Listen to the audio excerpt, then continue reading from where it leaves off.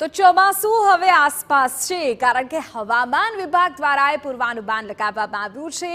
એ પ્રકારની અત્યારે તારીખ પણ જાહેર કરાઈ છે કે આ મહિનાના અંતમાં 31મી મે ચોમાસું કેરળ પહોંચી જશે। પરંતુ આપણે ગ્રાફિકલી બતાવવાનો પ્રયત્ન કરીએ કે જુઓ કયા પ્રકારની જે આગાહી છે તે પણ વ્યક્ત થઈ છે। આપણે કહી દઈએ કે અંદમાન નિકોબારમાં ચોમાસું પહોંચે તેના લગભગ 3 મહિના બાદ અહીં પહોંચતું હોય છે। કેરળમાં ચોમાસું પહોંચે તેના 15 દિવસ બાદ તે ગુજરાતમાં દસ્તક દેતું હોય છે।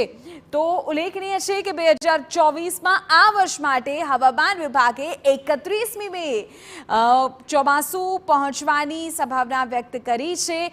જો 31મી મે ચોમાસું પહોંચી જાય તો 14-15 તારીખ આસપાસ ગુજરાતમાં વરસાદ થઈ શકે છે। ખેડૂતો માટે આ સારા સમાચાર છે અને આ પ્રકારની આગાહી પણ એ થઈ રહી છે કે આ વખતે ચોમાસું ખેડૂતો માટે ખૂબ સારું રહેશે, ખેતી માટે ખૂબ સારું રહેશે।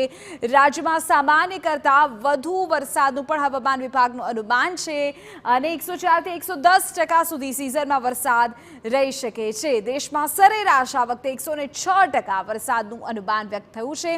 રાજ્યમાં પ્રી મોન્સૂન એક્ટિવિટીમાં જ વરસાદનું પ્રચંડ રૂપ જોવા મળ્યું છે। પ્રી મોન્સૂન એક્ટિવિટીમાં કેટલાક વિસ્તારોમાં ચોમાસા જેવો જ વરસાદ થયો છે। આપણે જોવું છે પાછલા 2-3 દિવસમાં આપણે કહી દઈએ કે અંદમાન નિકોબારમાં ચોમાસું બેસે પહોંચે એના 1.5 મહિના બાદ એ પહોંચતું હોય છે અને કેરળમાં 31 મેની તારીખ અપાઈ છે એટલે અહીંયા 14 અને 15ની ગણતરી રાખવાની।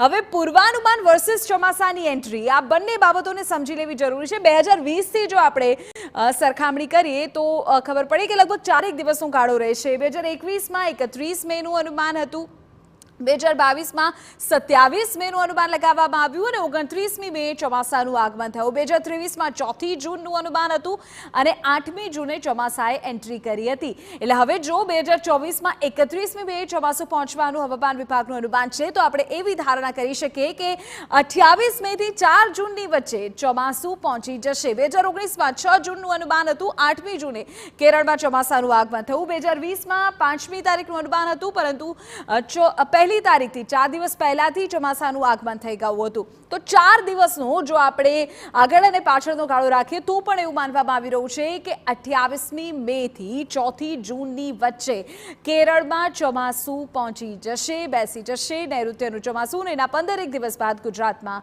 ચોમાસા